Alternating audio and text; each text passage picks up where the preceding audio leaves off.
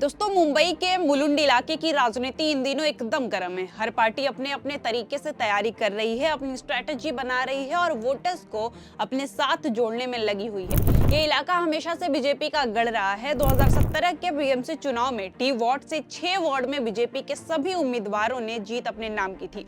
मतलब उस समय कांग्रेस, एनसीपी और एमएनएस का कोई भी खाता नहीं खुला था। लेकिन अब सब कुछ पहले जैसा नहीं रहा है। विपक्षी दल कांग्रेस, एनसीपी और एमएनएस अब पूरी ताकत के साथ यूबीटी यानी उद्धव गुट की बीजेपी विरोधी लहर का फायदा उठाने की कोशिश कर रहे हैं। हर पार्टी यहां अपने लिए पहचान बनाने और वोटर्स को अपनी तरफ खींचने की जद्दोजहद कर रही है। मुलुंड में तेजी से ही कंस्ट्रक्शन और इंफ्रास्ट्रक्चर के कामों में तालमेल नहीं बैठ पा रहा है। लोग नाराज हैं कि इलाके में सुविधाएं अभी भी पूरी नहीं है। यही नाराजगी विपक्षी दलों के लिए एक बड़ा मौका बन गया है। इलाके में आबादी और सिविक सुविधाओं के बीच चल रही ये जंग अब चुनाव का बड़ा मुद्दा बन चुकी है।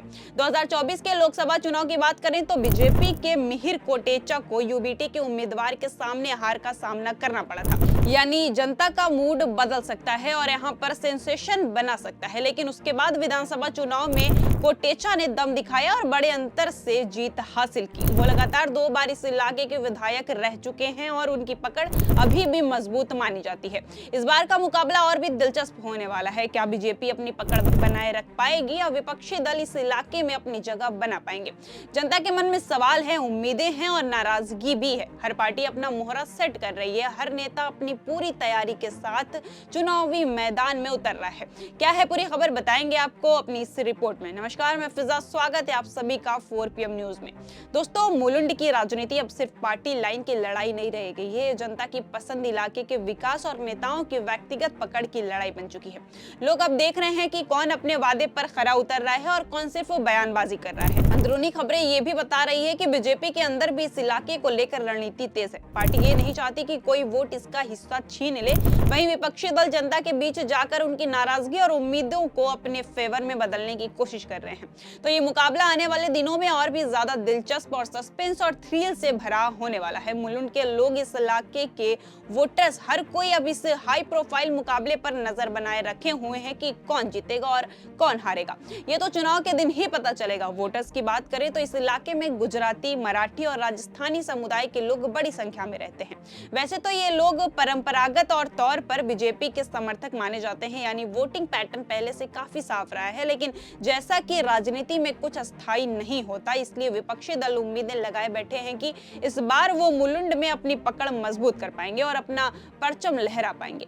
इलाके में सबसे बड़ा मुद्दा अब भी इंफ्रास्ट्रक्चर और बुनियादी सुविधाएं की कमी है। लोग अब सिर्फ पार्टी लाइन नहीं देख रहे, बल्कि ये भी देख रहे हैं कि उनके इलाके में सड़कें, पानी, सफाई और बिजली जैसी सुविधाएं कितनी सही है।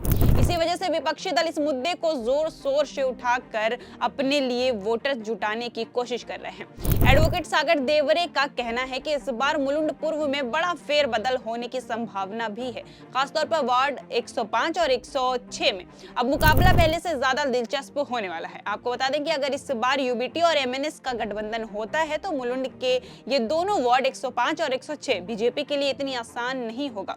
यहाँ की जनता अब सिर्फ पुराने वोटिंग पैटर्न पर नहीं जा रही है, बल्कि असली मुद्दे को देखकर ही वोट दे रही है। सबसे बड़ा टेंशन का मुद्दा है ट्रैफिक कंजेक्शन।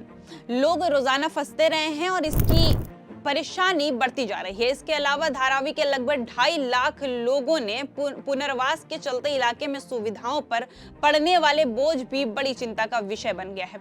यानी जितनी भी सुविधाएं हैं उन पर दबाव बढ़ गया है। और हाँ, डंपिंग ग्राउंड का मामला भी काफी बड़ा है। लोग इसे लेकर नाराज हैं और ये चुनाव में एक बड़ा मुद्दा बन सकता है। वैसे यहाँ सड़क निर्माण का काम तो जारी है, लेकिन ये काम कितना असर डालेगा और जनता की नाराजगी पर क्या काम आएगा, ये देखना अभी भी बाकी है। मतलब साफ है कि अगर यूबीटी और एमएनएस साथ आए तो बीजेपी के लिए लड़ाई आसान नहीं होगी।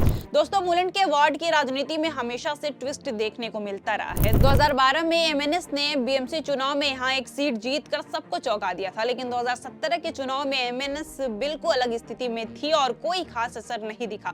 अब जो बात सामने आ रही है वो ये है कि अगर इस बार एमएनएस और यूबीटी का गठबंधन होता है तो बीजेपी के लिए मुश्किल बढ़ सकती है। यानी जीत इतनी आसान नहीं रहने वाली। इसके अलावा कई वार्ड का आरक्षण बदलने से सभी दल नए उम्मीदवार ढूंढने में जुट गए हैं। उदाहरण के लिए अगर देखें तो वार्ड मत संख्या 103 पहले सामान्य महिला के लिए आरक्षित था। यहाँ से पहले बीजेपी के मनोज कोटक नगर सेवक रह चुके हैं। वही वार्ड 104 पहले ओपन यानी खुला था, लेकिन अब ये ओबीसी के लिए रिजर्व कर दिया गया है। इसी तरह वार्ड 105 जो पहले सामान्य महिला के लिए रिजर्व था, अब ओबीसी के लिए रिजर्व कर दिया गया है। मतलब साफ है कि अब पुराने नेताओं और उम्मीदवारों के लिए भी नई चुनौती है। सभी पार्टियां नए चेहरे खोज रही है और इलाके में मुकाबला पहले से ज्यादा दिलचस्प और टक्कर वाला होने वाला है। जनता पुराने नामों से ज्यादा नए मुद्दों और उम्मीदवारों पर ध्यान दे रही है। अब इस चुनौतियों और बदलावों के बीच मुलुंड के एमएलए मिहिर कोटेचा कहते हैं कि यहाँ यूबीटी और एमएनएस के संभावित गठबंधन का कोई खास असर नहीं पड़ेगा। वार्ड आरक्षण बदलने का असर भी ज्यादा नहीं होगा। उन्होंने कहा कि इलाके में बहुत जल्द बर्थ पार्क और नया गार्डन खुलने वाला है। इसके अलावा इलाके में 428 बेड का नया अस्पताल बनकर तैयार है, यानी लोगों को बेहतर स्वास्थ्य सुविधाएं भी मिलेगी। ट्रैफिक की समस्या को कम करने के लिए ठोस कदम उठाए जा रहे हैं और पानी की किल्लत दूर करने के लिए नई पाइपलाइन भी डाली गई है। मतलब साफ है कि एमएलए का कहना है कि विकास के मामले में जनता को फिक्र करने की जरूरत नहीं है। यहाँ चुनाव सिर्फ राजनीति का नहीं बल्कि इलाके के असली मुद्दों का भी है।